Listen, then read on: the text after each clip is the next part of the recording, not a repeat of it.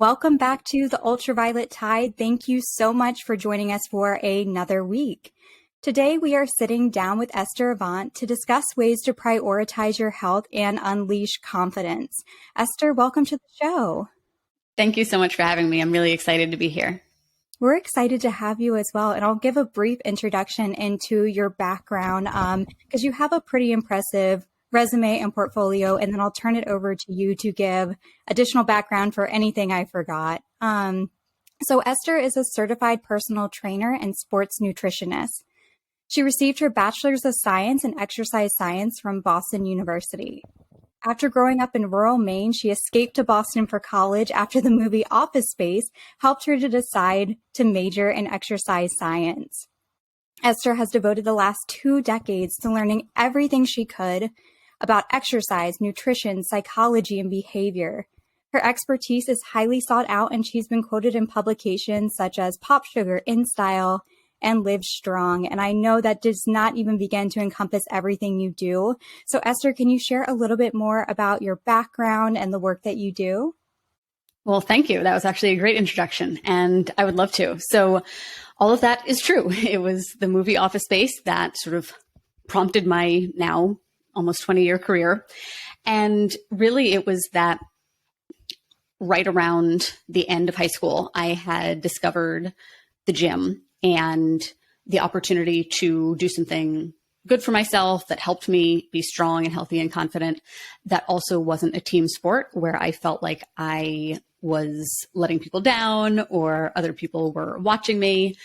Because I was in such a small school, everybody was able to play sports. There were no tryouts or anything. You just got to play. But I didn't enjoy it that much. So the gym became kind of an outlet for being active in a way that sort of better suited me. So that's how I ended up in my major. I got certified as a trainer when I was a freshman in college, and then started personal training at the college gym and then in a commercial gym in Boston. And it was in working with my first sort of batch of clients that I realized the exercise piece was really kind of the tip of the iceberg. Mm-hmm. And there was so much more to overall health than just the hour or two they were spending in the gym each week. So that led me to pursue nutrition certifications and learn more about that component. And then finally realized that all of that science and information really wasn't helping people unless I could help convey it in a way that helped them actually implement changes in their lives. So that's where the psychology and the behavior modification piece came in. It's like, how do I take this textbook knowledge and help someone from, whatever walk of life? I had clients ranging from college kids to grandmas. How do I relate it to each person's individual circumstances and help them do it in a way that makes sense for them? So that's sort of what rounded out sort of the education in the early part of my career. And then I eventually opened my own business after meeting my husband, who's in the military, and knowing that I wanted to have a career that I didn't have to start over every time we moved.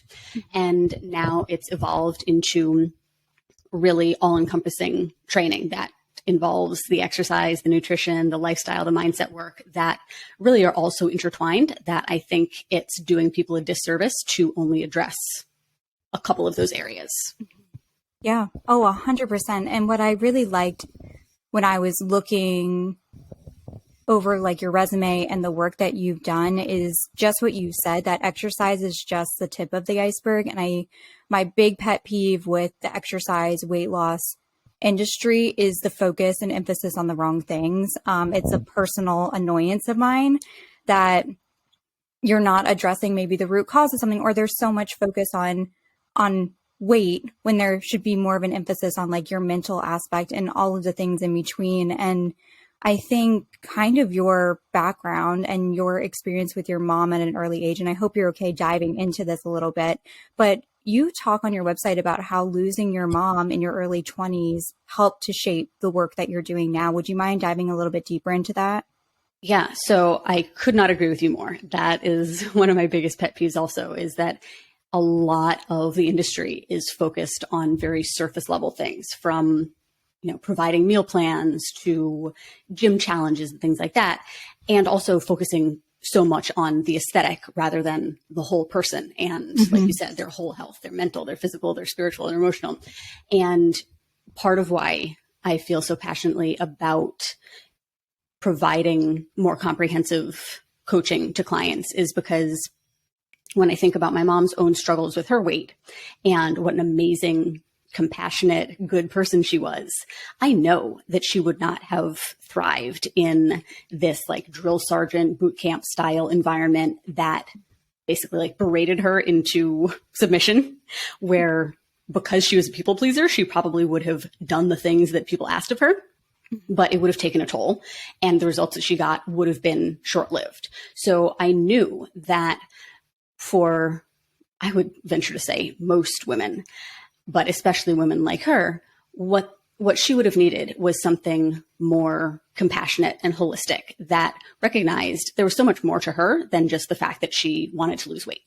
And that, yes, she wanted to, but also she wanted to be overall healthier. She wanted to be happier. She wanted to have more confidence, and to not put her in a position where she felt like she had to choose one of those, that you can be thin or you can be healthy or you can be happy, that it's possible to have all of those things.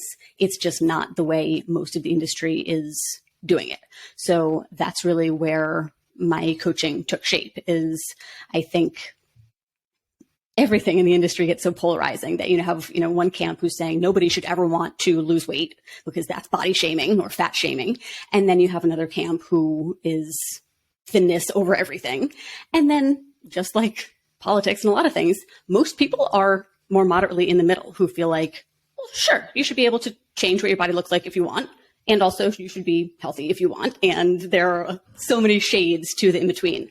So that's what we really help clients do is, yes, strip away the overwhelm from the actual exercise and nutrition, because that stuff does matter.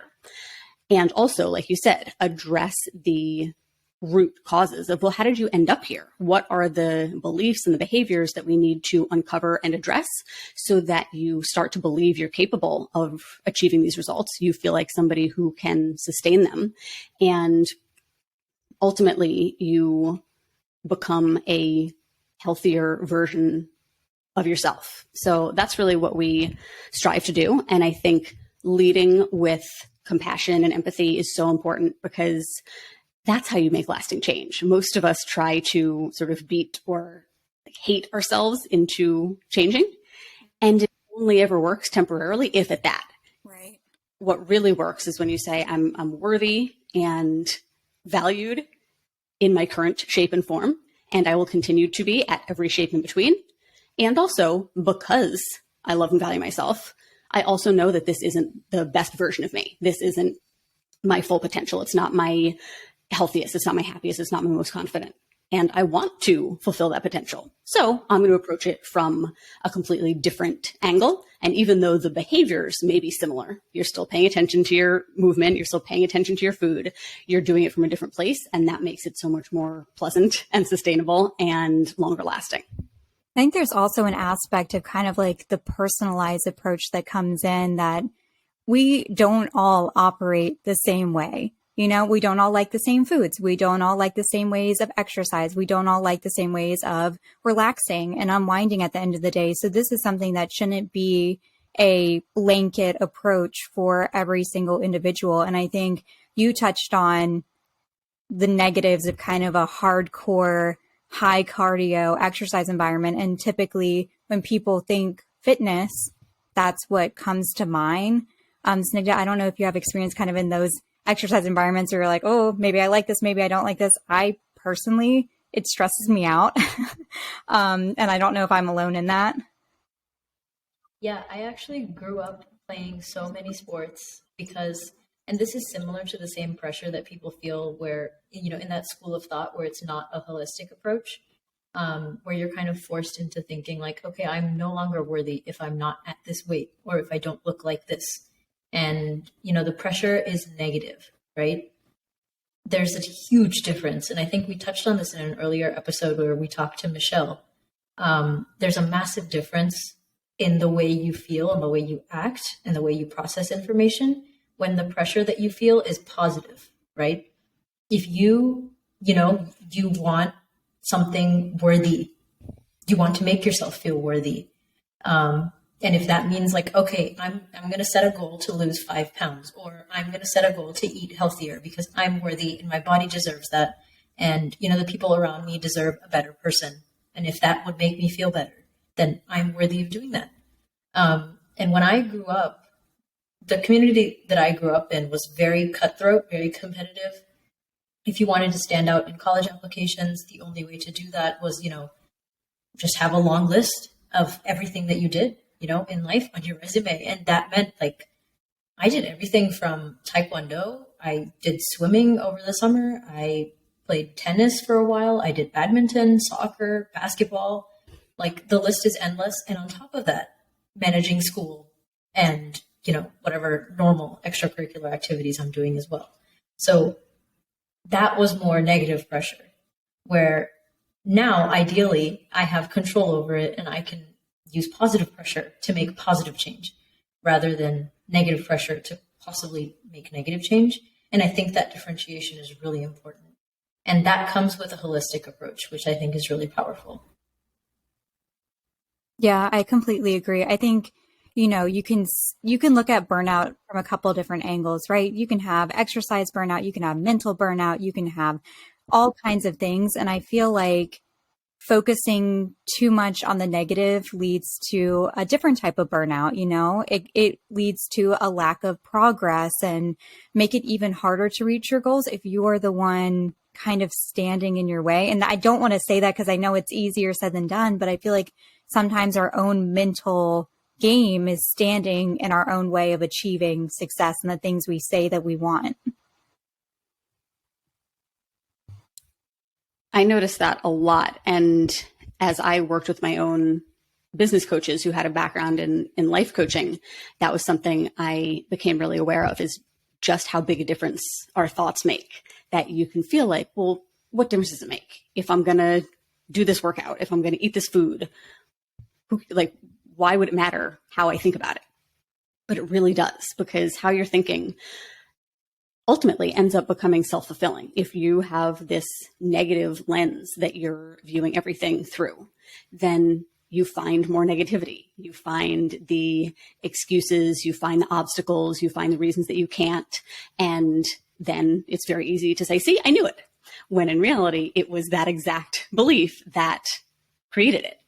And at the same time, like you said, easier said than done, but also just another skill to practice is to work on noticing when you're having those negative thoughts and actively choosing whether or not you want to continue having them. So a lot of stuff we just believe because we've thought it a whole bunch and we haven't really given ourselves the opportunity to question it. And when we do, we realize, sure, yeah, there's some evidence, but there's also evidence for the opposite. There's also evidence that, this could be fun, or I could do this, or it is possible, or whatever, the thought may be.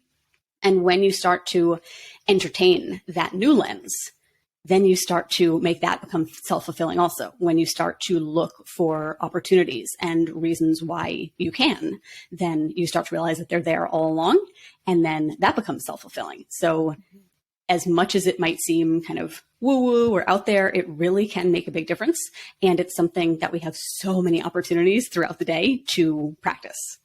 Yeah, I think that's so important, and kind of touching on it from a personal lens. Snigdha and I met in college, so I often give a lot of examples in college because we went kind of through that experience together. But I would put myself in these impossible restraints and impossible goals. And I would say, I need this project done, so I'm going to give myself 45 minutes to do it, and then be mad at myself when I didn't achieve it in 45 minutes, when the project probably should have taken me 4 to 5 hours.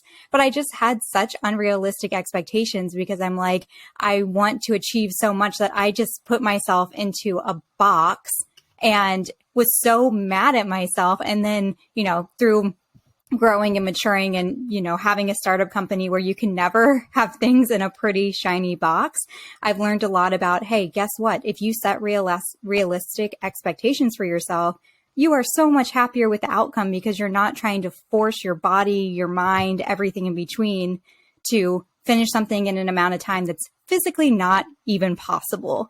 And I'm sure, you guys may have experienced something like that yourself or seen people who have done that to themselves. I was a very strong culprit of that, of doing that to myself throughout college. I see it all the time with weight loss goals and really any sort of physical change. And I think it's really exacerbated by social media, where you see people's highlight reels and you see extremes. And honestly, you see a lot of photoshopped, doctored pictures that aren't even the time frame or the person that they claim to be. But right. I think unrealistic expectations is one of the most damaging things that you can have, for the exact reason you said, is you sort of hitch your wagon to this totally arbitrary timeline. And then instead of, when it starts to shape up, that you're like, you know what, this doesn't seem like it's going to come together. Instead of acknowledging, well, my time frame was off, we turn around and beat ourselves up. There's something wrong with me. I'm not doing enough. I'm broken. I'm lazy. I'm not motivated. I'm not disciplined. We turn around and beat ourselves up about it. And at the end of the day, there's only a few options. You can change the goal and say, okay, I actually want to get half the project done in this time, or I want to lose half the weight by this date. You can change the approach or the effort that you're making, which when it comes to a lot of things, you can only change so much without then sacrificing elsewhere. So sure, you could just not eat for weeks on end, but like, that's not a viable option. So then the other possibility is you change the time frame, and learning to do that without beating yourself up about it, I think, is such an important skill. And also going into it, listening to, podcasts like this and really educating yourself on what even are realistic timeframes to begin with, so that I'm basing my original goal in some sort of reality, not this fantasy world.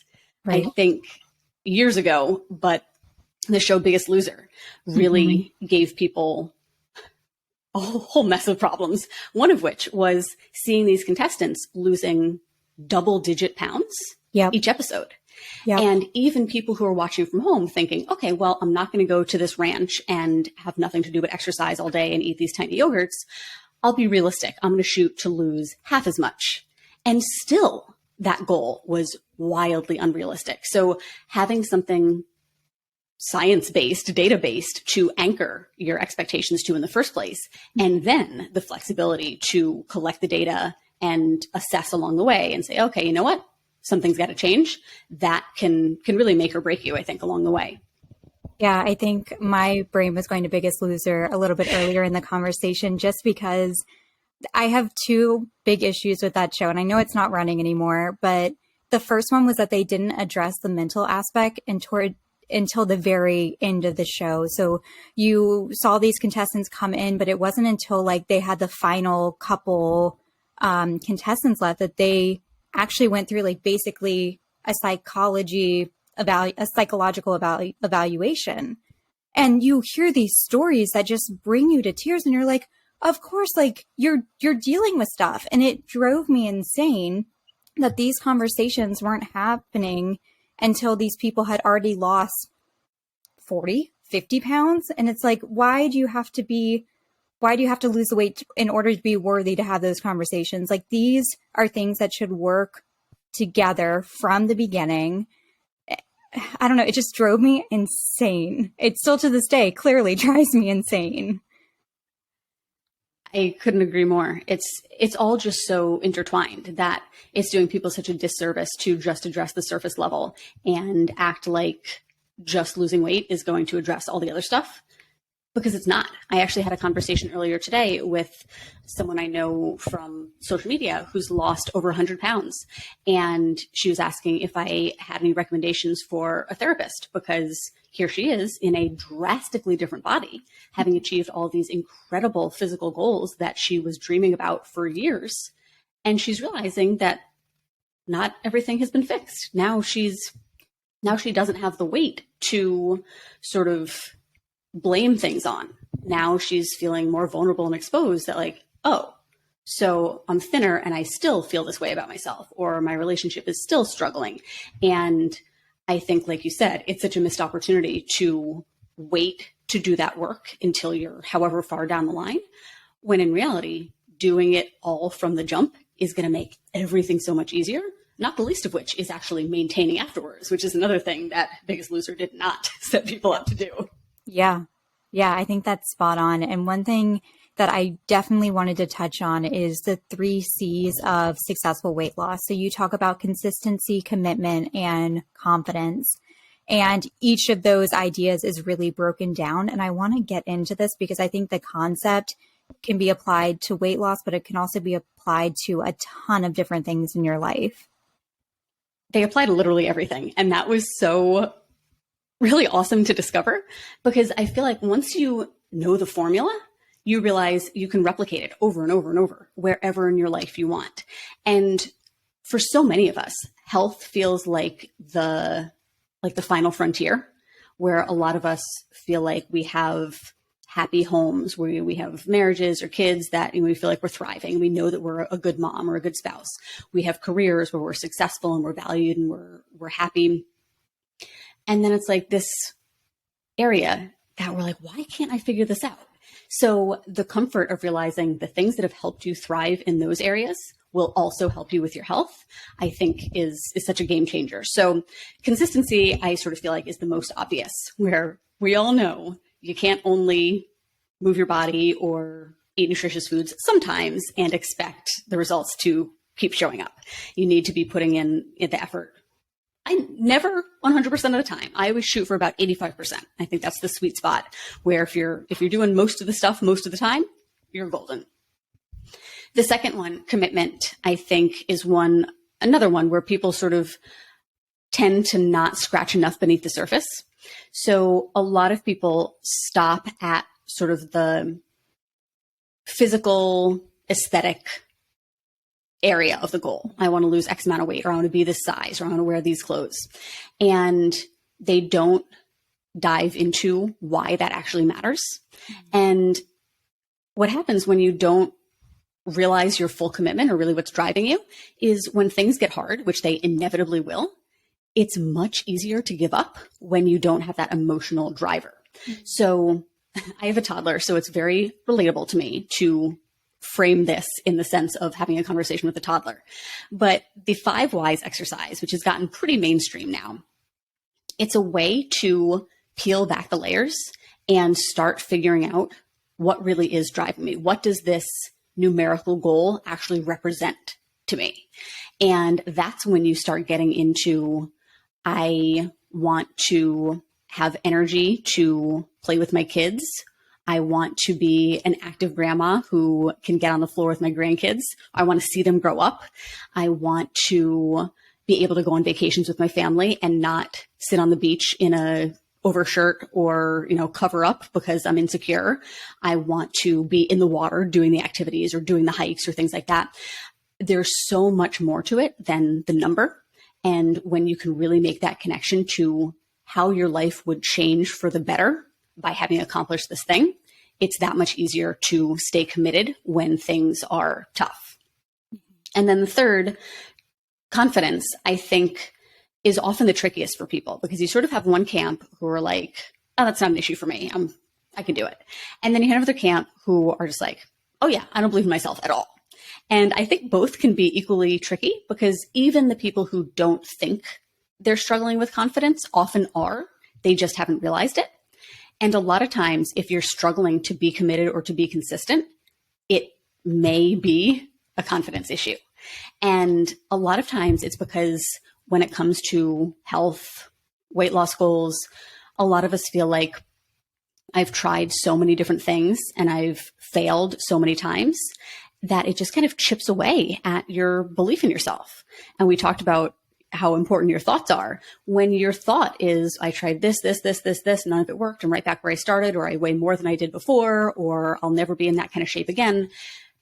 Well, when you're going into it with that attitude, how do you think you're going to show up? Certainly not to the best of your ability. Mm-hmm. And that's where the confidence piece comes in. The good news is that like everything we've been talking about, all the C's are intertwined as well. So it's not like you need to wait until you're confident to start taking action. And in fact, taking action will help you build the confidence, setting small, realistic goals for yourself, and then showing up, being somebody who does what she says she's going to do, even when she's the only person involved, being reliable when it comes to yourself. Those small wins add up. And week after week, if you set realistic goals and achieve them, you build momentum and you start to build that belief in yourself again and think, well, I have some pretty fresh evidence that I could do this thing. So what's to say I can't do this other thing that's only a little bit more than that? And it just grows and grows from there. But you need to be willing to put yourself in a position to build that confidence in order to create it. Yeah. And I think you've touched on so many things that are super important, but I think one of the things that really drives home is that every body is different, which is why it is so damaging to try and see if someone shares their weight loss journey on Instagram and you try and put yourself in that box. There are certain body types that should not lose a ton of weight. There are certain body types that can lose weight. It is so personalized. And so there is not one standard of beauty that is healthy for everyone. And I think that is a huge issue that, you know, as culture kind of is trending back towards kind of that skinny aesthetic. Well, that's not healthy. You know, there are so many things about that if we want to talk about the mental aspect of it, that when you achieve that body type, there is a mental aspect and mental component that is no longer there. So I think there is also part of, you know, challenging yourself to be able to dissect kind of the BS from everything, you know, like what is real, what is fake, and what is something that is actually a worthwhile goal that is healthy for you specifically. 1000%. And it's so tough because we just want there to be an easy answer. We want somebody to tell us, oh, this is the thing you've been missing. You just need to eat these superfoods. You just need to follow this meal plan. You just need to do these workouts. And there just isn't. Yes, there are some broad principles that apply to pretty much everybody that, you know, walking more. We have a pretty sedentary lifestyle. Prioritizing that's going to be good for most of us. Strength training, eating protein, eating fiber, that sort of thing. But exactly what that looks like, you're right. It's so individual. And that's why so many of these really big cookie cutter programs are just selling people short. It's like these unique individuals come in and get basically like kind of boxed into whatever program it is. And they need to fit themselves into the shapes of that program. And ultimately, it's like I'm thinking of, I don't know exactly what, like a springform pan where like you open it and then it just like pops back into its original shape. It's like you can only force yourself into those shapes for so long before you revert back because it was never the shape you were supposed to be in. And I don't mean necessarily the shape of your body, but more so trying to fit your life and your lifestyle and your personality into the boxes of a what is the lack of custom program. What people need is to understand, okay, these are kind of the big rock principles that I want to work on adding into my lifestyle. What does it look like for me? Because that looks different for a single college student, a young working mom, a retired grandma. So while they might be ultimately trying to do a lot of the same things, how they go about doing it is so different. And taking ownership of that process for themselves and saying, okay, there are some things I'm going to need to learn. There are some tools I need to develop, some skills that I need here. And really realizing that's what it's all about is once you know generally the what to do, then it's about figuring out what's the unique kind of recipe for me, not just to do this now, but also to feel confident that whatever life throws at me down the road, whatever changes come in my life, I feel equipped to handle them because I have the tools that I need. Mm-hmm. Super important. And another thing that you talked about, and you've kind of touched on it, but I wanted to give kind of a definition for it, is compassionate ownership. Can you give a definition, a little bit more context for that? Yeah. So this is a concept I came up with after feeling like, again, a lot of what's out there is so extreme. that you have on one hand, the kind of extreme ownership, militant, very masculine, everything is your responsibility type content, I guess. And then you have kind of the other extreme of everything being, kind of up to the universe and just manifesting, kind of this woo-woo, like, nothing is really real anyway, and being too intangible to really be useful. And what I feel like people need is to be empathetic with themselves and their humanness and their mistakes and their past, and also take responsibility for the things that they can control, their attitude, their efforts. And that's compassionate ownership, to sort of bridge that gap and recognize no one can do this for me. It's no one's fault that I'm here. It's up to me to change what I don't like. And I'm not going to do that like we were talking about at the beginning. I'm not going to do that from a place of self-hate that this is where I am now. I'm going to do it compassionately and recognize, well, it is what it is. I am what I am. I am where I am. I'm going to learn what I can from that.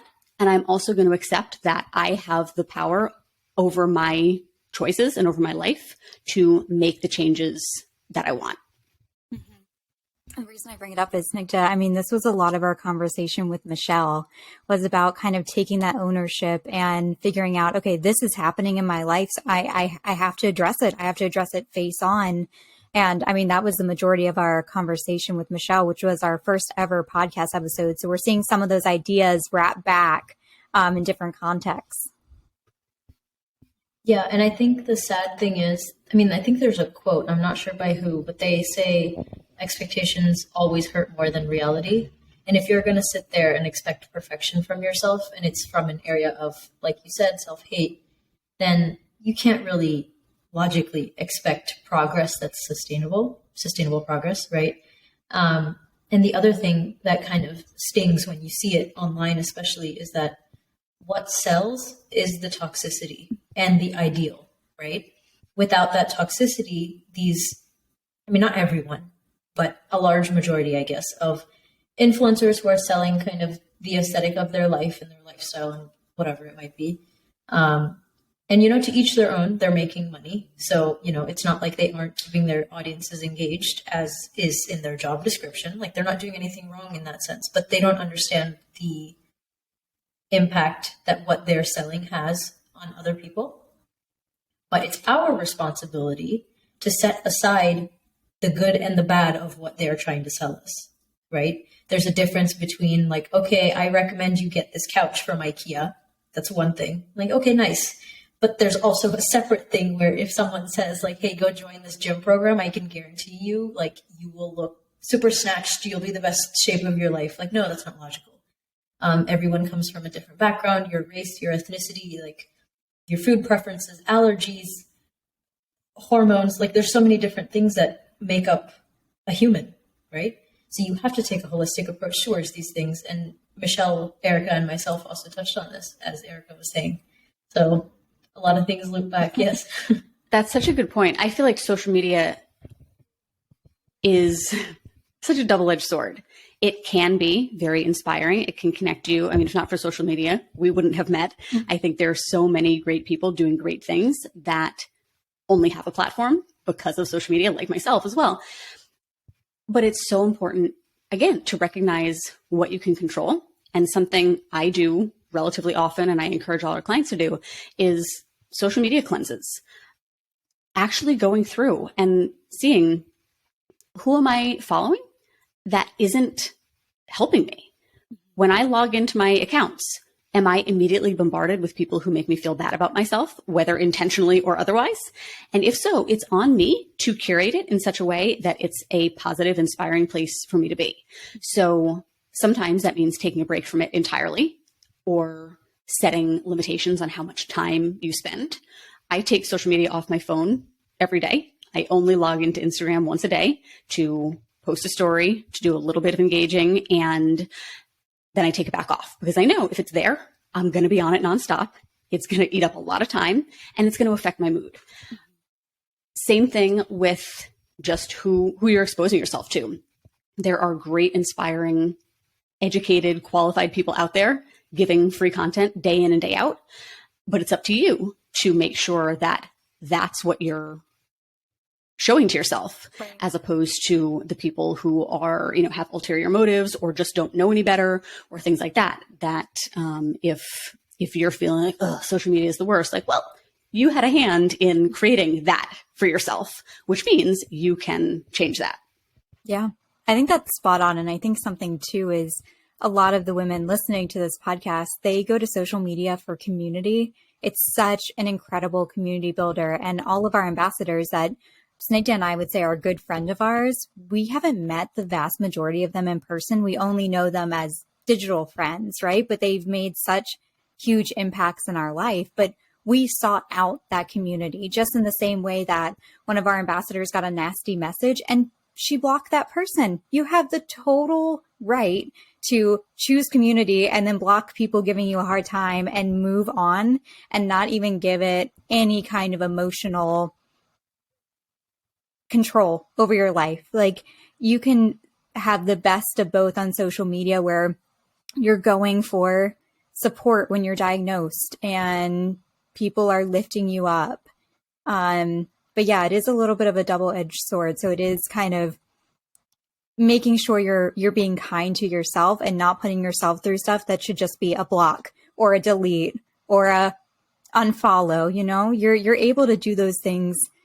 If someone's not good for your mental health, don't be the people pleaser who is like, oh my God, they're going to see I unfollow them.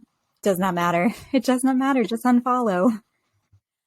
Absolutely. And it's instant and it's so freeing to just be like, oh, everything is completely changed. That noise just no longer exists. Mm-hmm. I think something too, a little trick that if you don't want someone to see that you've unfollowed, you can mute them so that you don't see their post and it doesn't affect your mental health, but you're avoiding a whole argument that might ensue because of it. You can mute people and it's wonderful. I have people muted who are not good for my mental health, but I don't want to unfollow them and cause a whole scene. Yep, exactly. It's really never been easier to curate it. You just have to do it. Yep. Well, Esther, thank you so much for your time and for this conversation. And now that we're talking about social media, for anyone listening who wants to curate their feed with high quality, impactful, positive content, where can they find you if they want to connect and learn more? Thank you. Yes, that is quite a segue. I'm on Instagram. It's Esther, ESTHER.AVANT. You can also find me under the same name, Esther Avant, on Facebook, and that's my website as well. And you're also the host of your own podcast, so you have the Live Diet Free podcast as well. Yes, I love it. I can't believe that I love it. I started a couple of years ago thinking I'm not a podcaster. I couldn't do this. And now it's one of my favorite things to do. So I would love if you guys like this conversation to come check out Live Diet Free podcast. And we will link all of this in the show notes so that it's super easy for people to connect with you. But Esther, thank you so much. Thank you guys so much.